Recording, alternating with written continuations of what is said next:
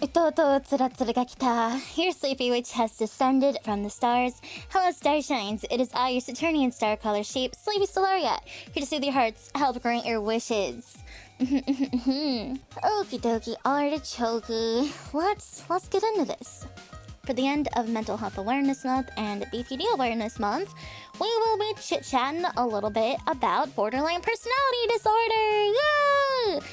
Like I said, feel free to share anything you so wish, as long as you're keeping your personal information safe. Feel free to ask anything of me, or if you want some more information, anything like that. Use those links in the title as needed, or if you just want. So, borderline personality disorder. Here's my disclaimers. I will only be speaking on information and my personal experiences. This is not a substitute for a professional or a recommendation for self-diagnosis. I don't want you to sit here and diagnose yourself. I don't want to sit here and diagnose you, and I will not. That is not what any of this is for. I know mental health stuff can be super relatable in a lot of ways. You know, so if you have any real concerns, if possible, take it up with a professional. Please seek help if you are a loved one or in need of care. Or if you're just anything like, thonk emoji. But I just want to say that I am not your doctor. I'm not your doctor. I'm not trying to be. I don't want to be. Do not ask me to be. And do not use anything in here as a reason to basically conflate me with being your doctor. Please. I'm a witch, not a doctor. And not a witch doctor on top of that. Dang it, Starshines, I'm a witch, not a doctor. Who the fluff am I to talk about any of this? Who am I to talk about any of this? Well, I'm Sleepy. Hi, that's me. Wow, that's me. Some of my diagnoses include PTSD, BPD, which we'll be talking about today, and paranoid schizophrenia. I studied psychology, and I worked a little bit in the mental health field, as well as being a part of the system for a long time. Even led, like, some peer groups. Yeah, I'm Sleepy. Hi. I've been here a while. That's me. Yippee! Here's some other resources, even more than we have on our command, and even, you know, some that are listed and some that are not. The first three are international resources available. You can look them up. We have MHIN, which is the Mental Health Innovation Network. You can just Google any of these, and they should come up for you. Befrienders Worldwide and WHO Mental Health are all international resources. I'm not sure exactly what they have to offer, but I wanted to make sure to include some non-only American-based things. And then three that we do have for our US Starshines is we have NAMI, the National Alliance on Mental Illness. I have been a member of NAMI for like a decade now almost. Yeah. SAMHSA is the Substance Abuse and Mental Health Services Administration, and then we have just Mental Health America. Those are all things that you can reach out to, look up, see what might be applicable to you. And here, if you want to text, here's some only US-based ones, although I do have written somewhere some non-US-based ones if you would like. We have the Suicide and Crisis Health Lifeline, which you can just text 988. The Trevor Project for especially queer-related issues. You can text START to 678-678, or their numbers right there. RAIN, yeah, the Rape, Abuse, and Incest National Network for anything relating to that. You can text 4673 or call their number. Because sometimes you need help. In a life-threatening crisis, always contact your local emergency services. I don't care if you're afraid of the hospital. If you need it, I want you to take that avenue and get some immediate help, please. Please. You got a little Emu here. She wants you to take care of yourself too. So when we talk about borderline personality disorder, before we even get into the criteria straight from the DSM-5, what exactly is that when I say that? So when I say borderline personality disorder, it is an often misunderstood condition. It is a highly stigmatized condition, which is part of why I wanted to take the time to talk about it. Not only as someone who personally lives with it, but just as someone who has seen the effects on said stigma when it comes to having this disorder. It is really sad. But I'd like to deepen our understanding of these challenges that they may face, break down that stigma, and foster compassion for those navigating these experiences and their loved ones as well. Because with a lot of mental health, it doesn't only affect the person living with the disorder, it also affects their loved ones, of course, and the people around them. If we were to break down BPD in a description, it's a disorder with intense emotions, difficulty maintaining relationships, and at its core, a profound fear of abandonment. We'll be exploring what it is, like I said, the criteria, what could cause it, impact it has on individuals and their loved ones, hope, possibility, treatments, and the importance of a support system, and just support in general, even in your community when it comes to recovery. Once more, please be aware that our discussion may touch on sensitive topics, including emotional distress, self-harm, suicidal ideation, suicide in general, abuse, all sorts of things. If any of these topics feel overwhelming, feel free to step out now or at any time and take care of yourself as needed. Your well-being is my priority. That is number one on the list for me. But thank you for being here. I hope you learn a bit. I hope you laugh a bit. Glad to be sharing this experience with you guys, even though I am pretty nervous because I'm being pretty vulnerable. So don't mind me. Let's go over what the base criteria are for borderline personality disorder. There are 9 basic criteria for borderline personality disorder. You need to meet 5 of these 9 in any combination, and, more if you suffer from more, for prolonged periods of time, which they mean for a year or longer. Our first criteria is efforts to avoid real or imagined abandonment. So, nobody likes being ditched or ignored or losing the people they love and care about, right? Of course not. Of course not. But people with BPD often have an intense fear of being left or rejected, whether that's real or just in their head. It can lead to efforts to avoid that abandonment, such as clinging, begging, sabotaging your own relationships, getting out of it before it can be ruined in general. Even just minor things like your partner arriving home late or a friend not responding to your text or something can trigger a disproportionate fear and anxiety in the person with BPD. They stem from deep insecurities and past experiences of instability or neglect. The fear of being alone can dominate their emotional world and behavior. The biggest thing about BPD, which you will notice with all of these, is that these are things that a lot of people will experience to some extent.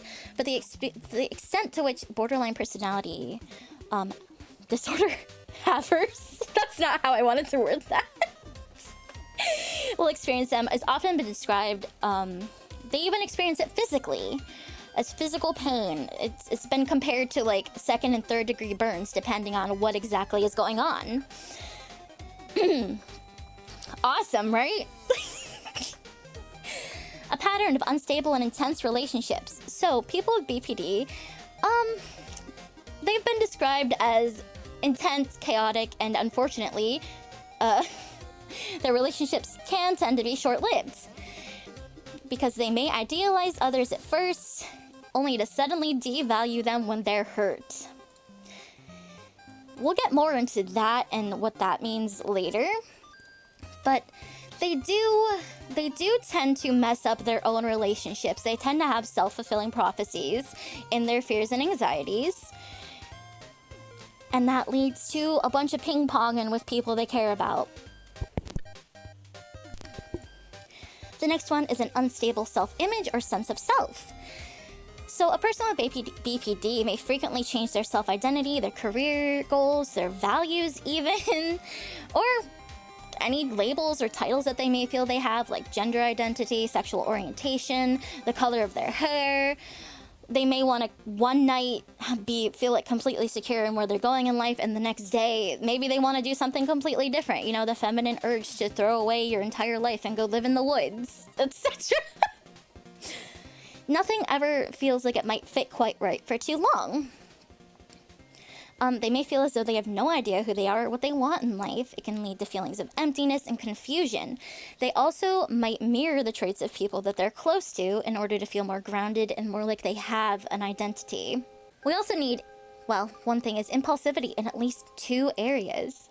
So we also have impulsivity in at least 2 areas. So these are often done to escape emotional pain or your sense of emptiness, and these sorts of actions can include, like, reckless driving, substance abuse, unprotected sex, binge eating, eating disorder stuff, spending money, gambling, any sort of impulsive, typically addicting behavior falls under this category. If this applies to someone, they need it in at least 2 areas. While these things may bring temporary relief, they often result in, well, guilt, shame, consequences. When will you learn that your actions have consequences? Someone with BPD, if they struggle with this criteria, if they suffer from this, they may struggle to consider the long-term impact of any of these decisions. It's often heightened during times of emotional stress or relationship conflict. So recurrent suicidal behavior or self-harm is the next one.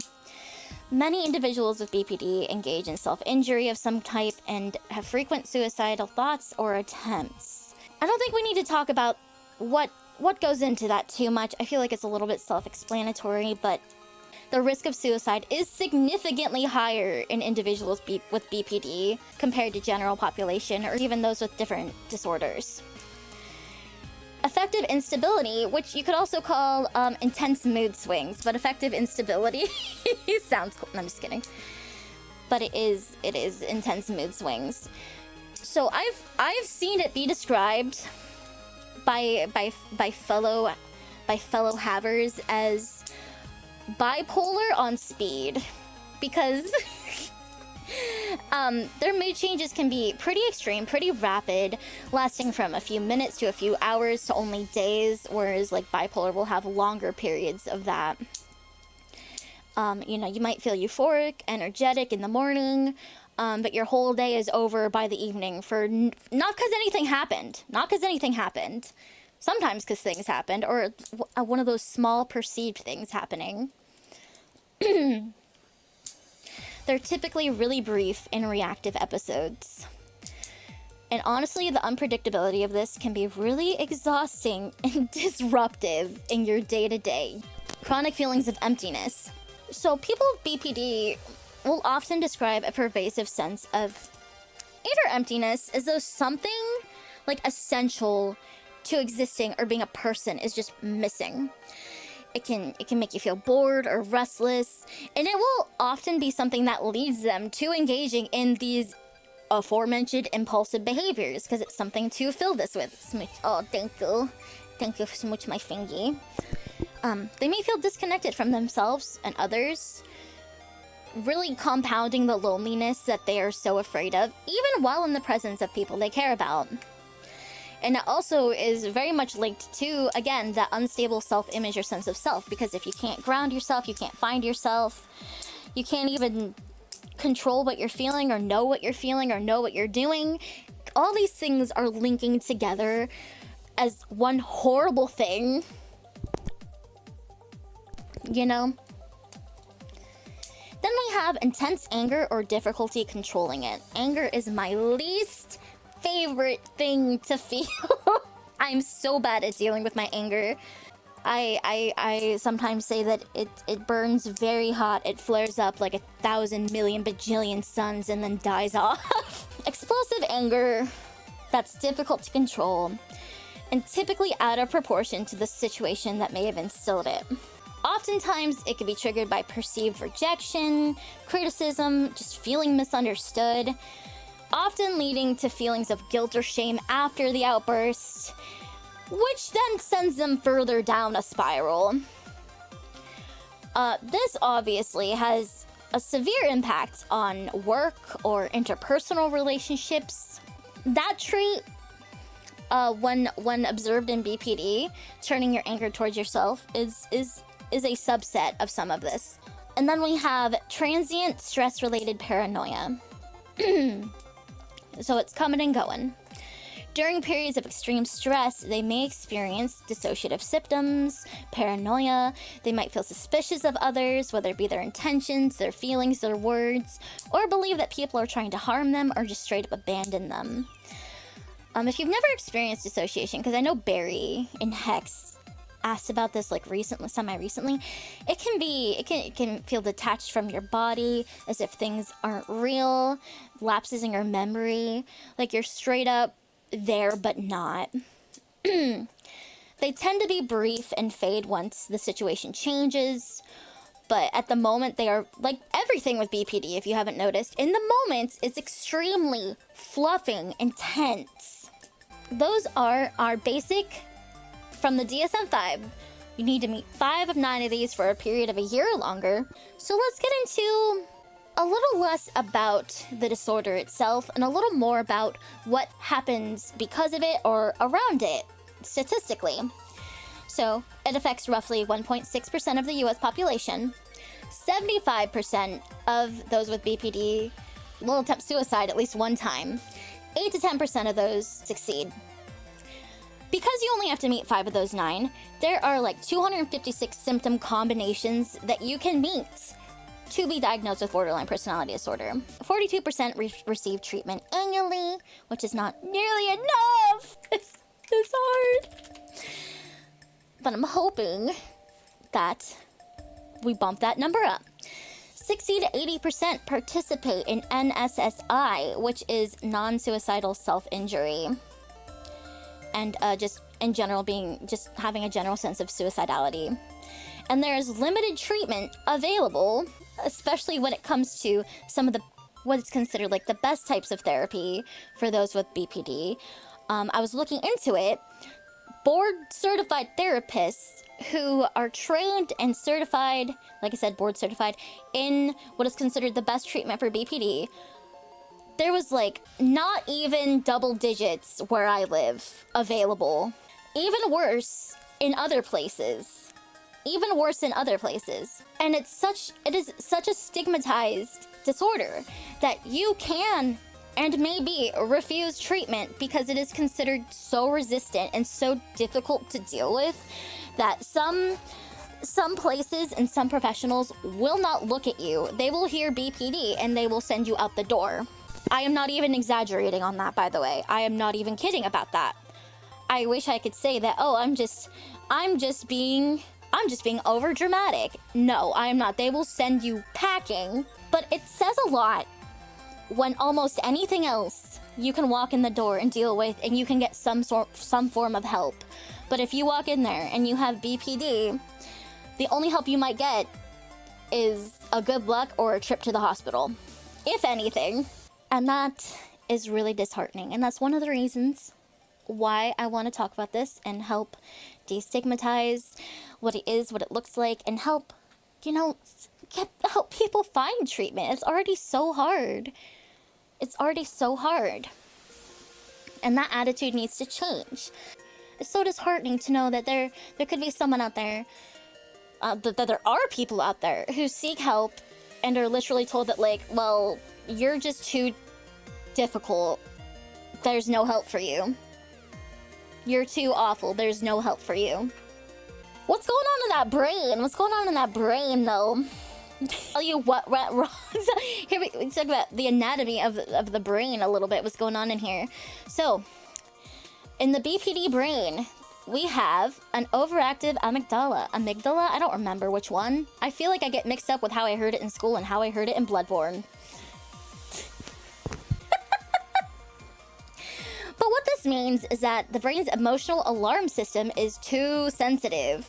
It reacts strongly to stress or perceived threats, even when they're minor or harmless.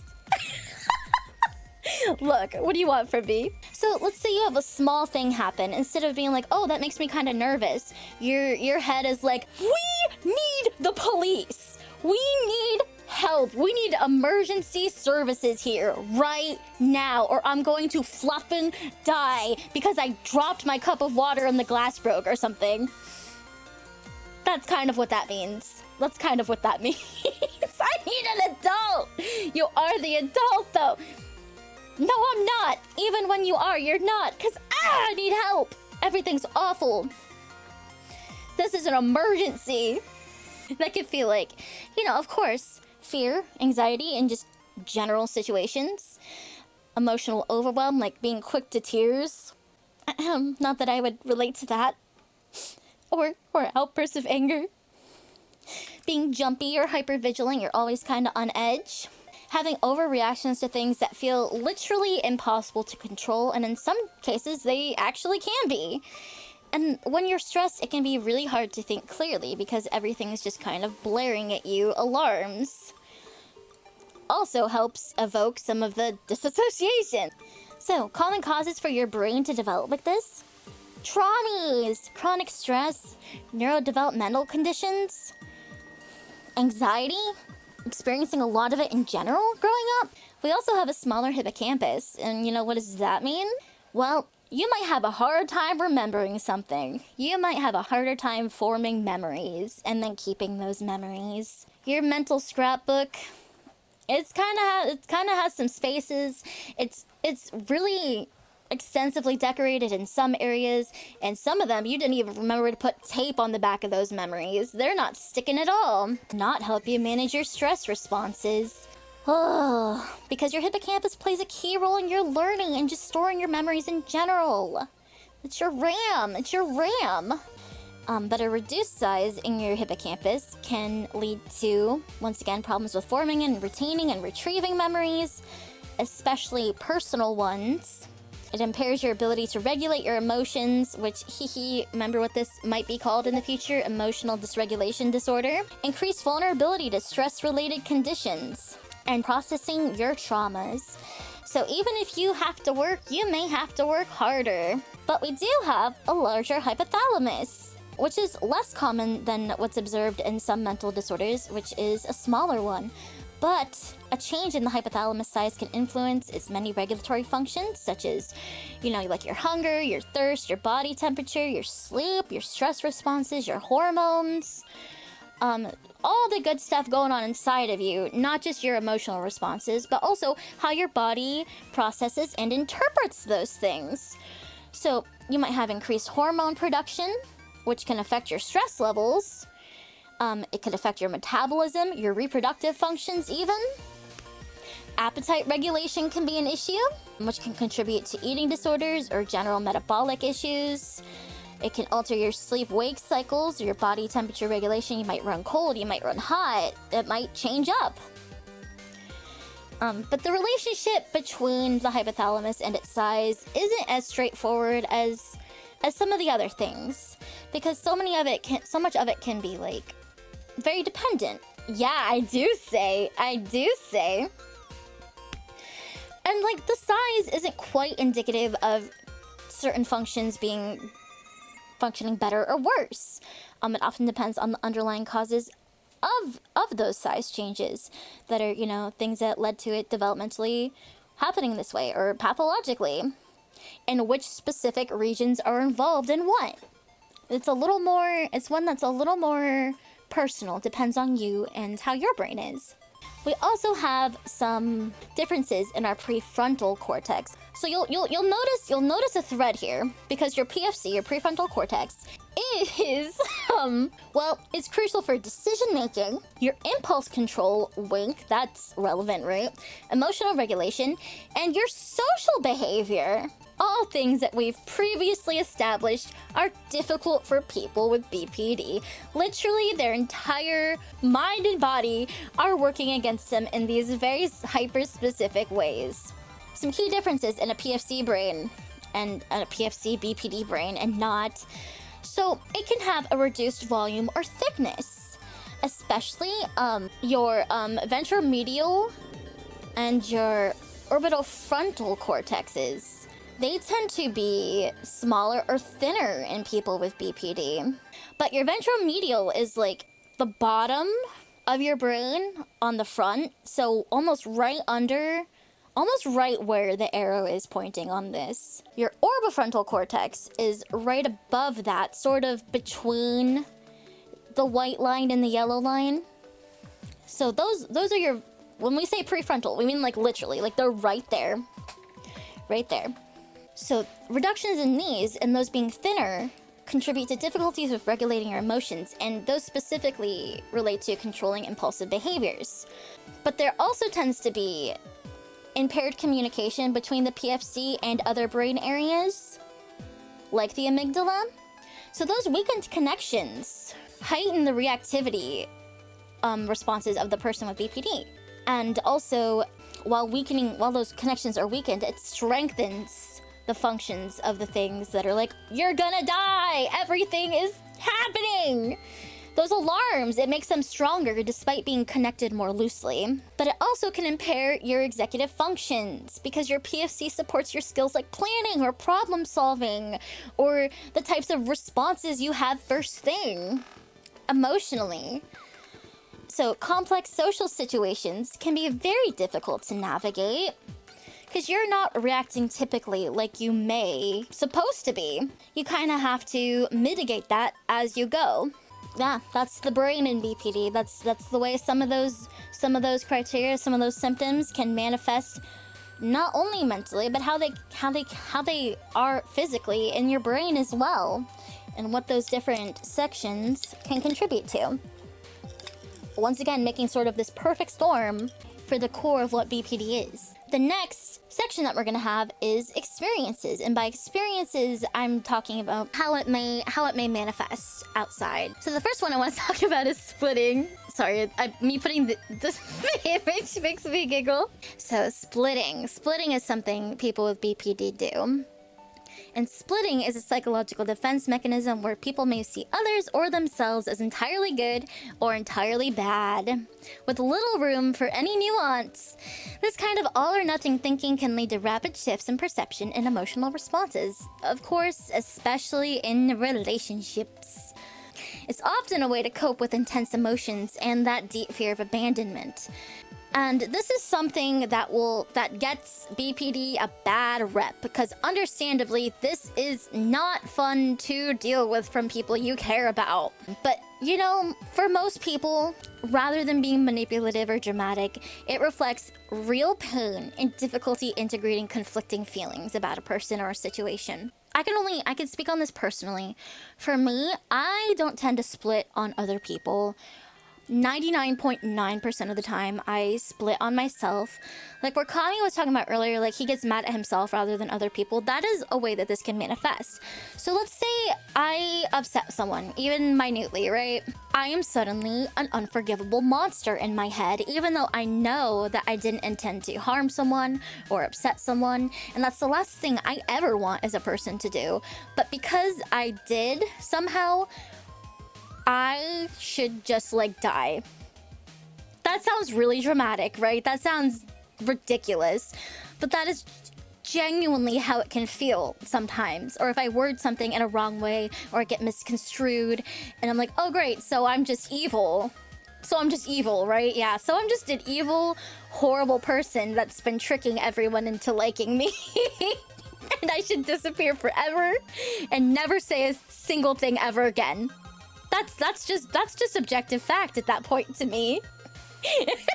And logically, I know that's ridiculous, but it doesn't stop that response, which is immensely frustrating, disorienting, and distressing.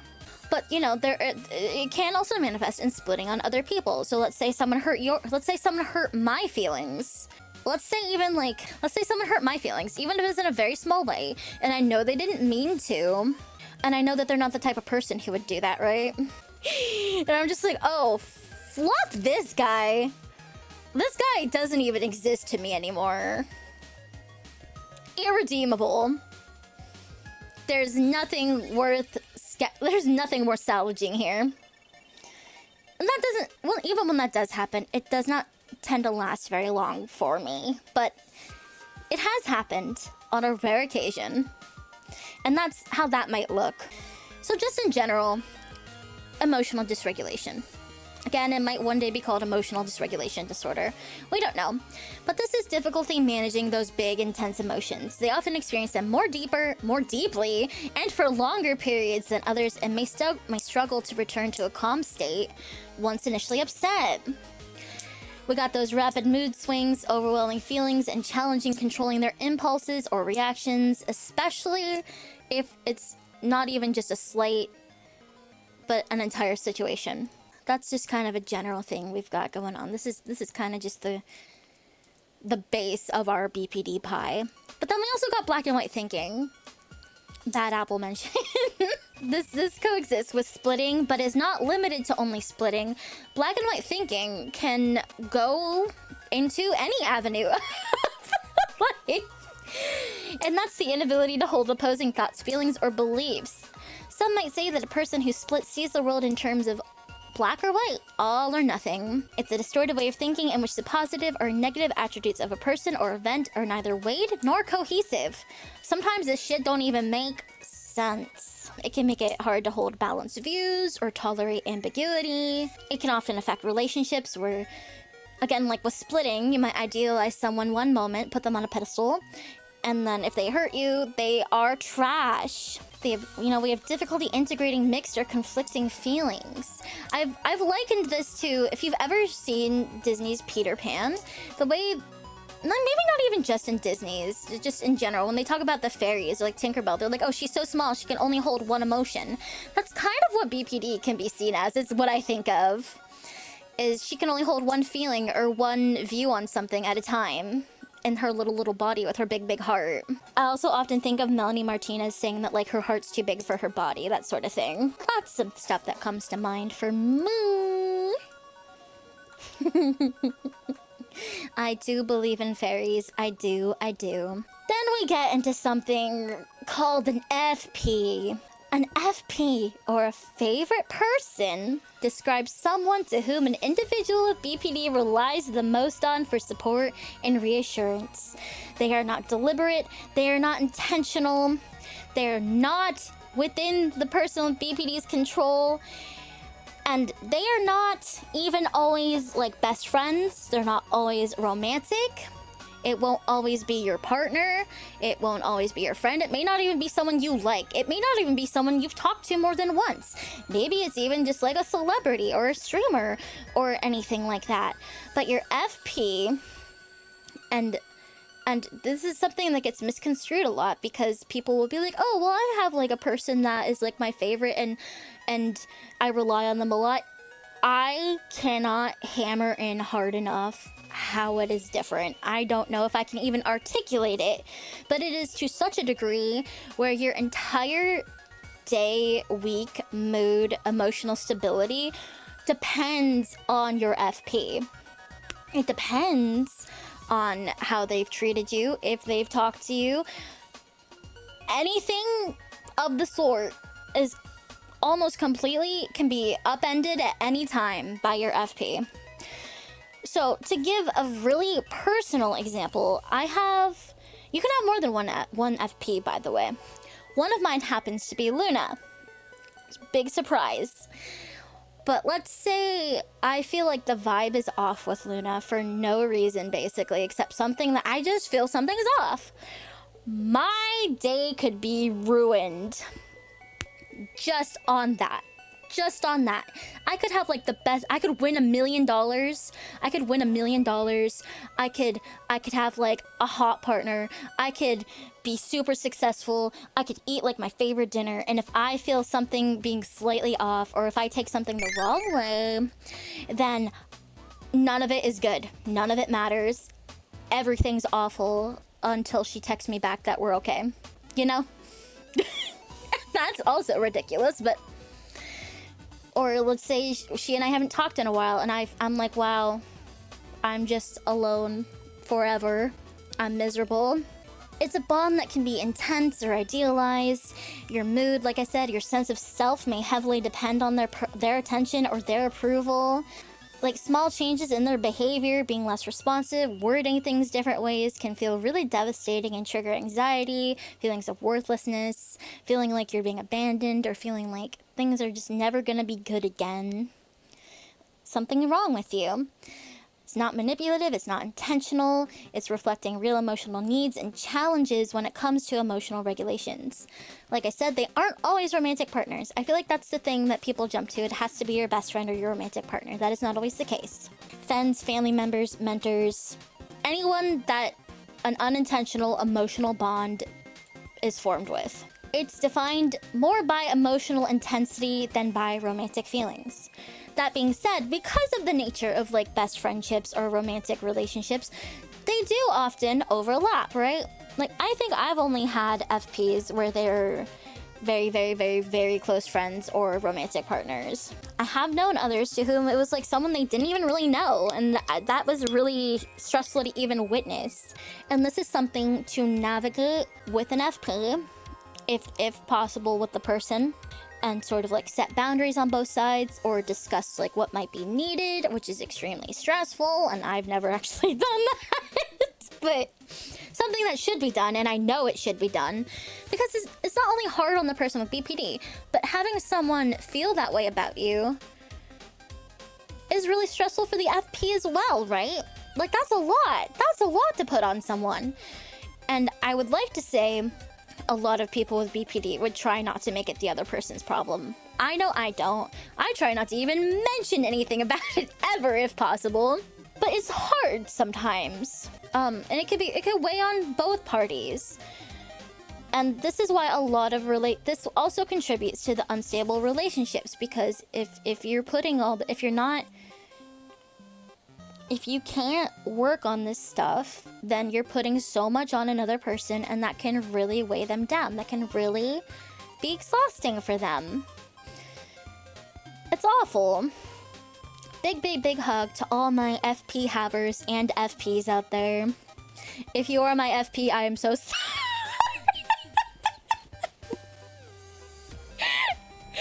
Sorry, I thought it'd be funny. I am also sorry, but I also thought it'd be funny. This ties into what comes next, which is emotional permanence. So a lack of emotional permanence means feeling like emotions, like love or care, vanish when they aren't directly felt or seen. If someone's not telling you how they feel, we don't even know. Maybe they don't. How do I know if they feel that way? This can cause intense fear of abandonment and make relationships feel unstable or uncertain. They may seek excessive reassurance because it's hard to trust that feelings or connections will last. Oh boy. Other people's feelings, especially when you have such big, big feelings as a person with BPD, it feels like they're temporary. They might disappear quickly. I don't know. How can I know? It's hard to trust them. It might feel like emotions and your connections are always at risk of breaking or just disappearing. And it makes it hard to feel secure or confident in any of your friendships or relationships. It's kind of like, do you know about object permanence? Because it is a mirror of that, of course. Object permanence refers to like a child specifically, understanding that things continue to exist even when they can't see them. So this is why you have things like peekaboo and like things with toys. They need to learn that even if they don't see something, it still exists somewhere. Right? So apply that, but just with emotions, except you can't learn it. Logically, you can try and learn it. But again, like with a lot of this, it doesn't stop the feeling. Don't stop the feeling. Sorry. Like, I know I'm giving personal examples again, because I can only attest to myself. I know Mina loves me, and I love Mina so, so, so much. But I might forget that. Not forget, but maybe she doesn't feel like she loves me as much as she did last time we spoke. That kind of thing, you know? It's really unfun. But it's not fun to say that or express that every time you talk to someone. So it's something you just kind of gotta learn to deal with. This one is very distressing to me. And it's gotten to the point where I don't worry that you love me. That is something that I can make stick in my brain. But how much or like specific things might not stick as well, you know? If you're not telling me something, how am I supposed to know? So what about treatment? What about actual treatment? What does treatment look like for someone with BPD? Let's talk about that a little bit. So first thing we're going to talk about, I'm just going to talk about basically the two types of therapy, because medicine, well, we could talk about that a little bit. CBT, cognitive behavioral therapy. This is psychotherapy. So CBT is a type of talk therapy that helps people identify and change unhelpful thoughts, feelings, and behaviors. It focuses on how those thoughts, beliefs, and attitudes affect your feelings and actions, and uses strategies to improve your well-being by looking at the relationships between your thoughts, feelings, and your behaviors. Looking at the relationships between them. It can help you face them more clearly and respond to them in a more effective way. So this is the most widely available. When someone talks about going to therapy, I'm gonna assume they're going through cognitive behavioral therapy. This is like this is your, again, like your base pie crust of therapy. You're talking about it, you're figuring out why you feel that way, and then you just gotta deal with it, basically. That's what CBT is. Some places, they don't even call it CBT. Like, this is just considered therapy, quote unquote, in some cases. But it's supposed to make you aware of these patterns that cause you to react the way you do. And so some sort of examples of CBT could be like things that they might implement in a CBT session would be like cognitive restructuring is one. That's a big one. That's where you question your negative thoughts and feelings and reframe them to develop a more balanced perspective on it. You could do like exposure therapy, where, you know, you're scared of the thing or you don't like the thing, you gotta do the thing. They'll usually talk about like mindfulness, especially with like mindful meditation. There's a couple different like specific subsets. Deep breathing. Breathing in general is very important. Typically your therapist will help you in what's called guided discovery, which is where your therapist will sort of walk you through uncovering your unhelpful thoughts and beliefs and help you challenge those and reframe them before you start doing it on your own. So CBT is great for a lot of people. The only therapy I've been in has been CBT based. But my problem with it is you might notice that a lot of this focuses on using logic and other things to reframe your negative thoughts and feelings and sort of disprove them. But if you may have gathered from the rest of the presentation, that is very difficult, if even possible in some situations or contexts, to do for a person with BPD, where logic or just trying to tell yourself it's not the way you think it is does not work. I frequently logically know something, like we said earlier, and I cannot stop the feeling or emotional and physical response to something, even if in my head, in my brain, I know better. So this is not been super helpful for me when it comes to more BPD related issues, where it's like, oh, well, you feel this way because XYZ. So so you need to work on telling yourself it's not like XYZ and distract yourself, basically. CBT works wonders for many, many people, and it is great, and I did enjoy my time in it. I will probably get back into it because I do think it is very useful for a lot of things.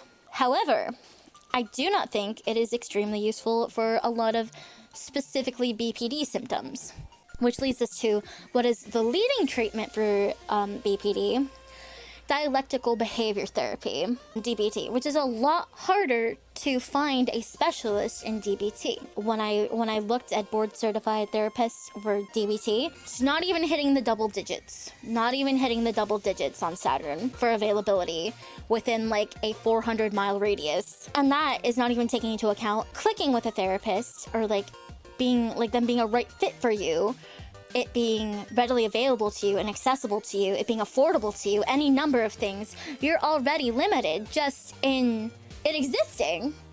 And then you have to include all those other factors as well. So what DBT is a type of therapy that helps people manage strong emotions, improve relationships, and reduce behaviors that interfere with their lives. It combines elements of CBT with more of a focus on mindfulness, acceptance, and other techniques. They focus on 4 core skills: mindfulness, distress tolerance, exclamation point, emotional regulation, exclamation point, and interpersonal effectiveness, exclamation point, exclamation point, exclamation point. I have not gotten to participate in DBT, but boy do I want to! I can only sort of speak not as a hands-on thing, but this is actively, like you're a kid, helping you build these skills that do not come naturally to you, to the extent that you are able to do so. Very specifically with BPD and its its distressing things in mind. This is what is considered the most effective treatment for BPD, and it is extremely difficult to even get your foot in the door, to even find it. This, combined with medication and consistency, is the best possible outcome. Because while there is no cure for BPD, it's never going away, it certainly can get better, and people have successfully lived in and been in remission. Common medication will sometimes be like a mood regulator medication or like an antipsychotic, which I know sounds scarier than it is. It sounds scarier than it is, I promise you. When I was on medication, I've been on antipsychotics since I was a teenager because of the schizophrenia and because of the BPD. There are some that fluffed me up, but when I got on one that worked well for me, the right medication can do a lot. Can do a lot. Imagine how powerful I would be on the right medication, and if there was DBT on Saturn. Imagine how powerful. You can't imagine how much more powerful I would be. That's been our talk about borderline personality disorder. I'll probably edit this VOD and post it to YouTube because we didn't include the YouTube starshines today because they are something. I hope it's been informative. I hope it's been fun. Thank you for being here with me. Thank you for listening. Here Sleepy Witch has descended from the stars. Hello starshines, it is I, your Saturnian star color shape, Sleepy Stellaria, here to soothe your hearts, help grant your wishes. Okie dokie, artichoke. Let's get into this. For the end of Mental Health Awareness Month and BPD Awareness Month, we will be chit-chatting a little bit about borderline personality disorder. Yay! Like I said, feel free to share anything you so wish, as long as you're keeping your personal information safe.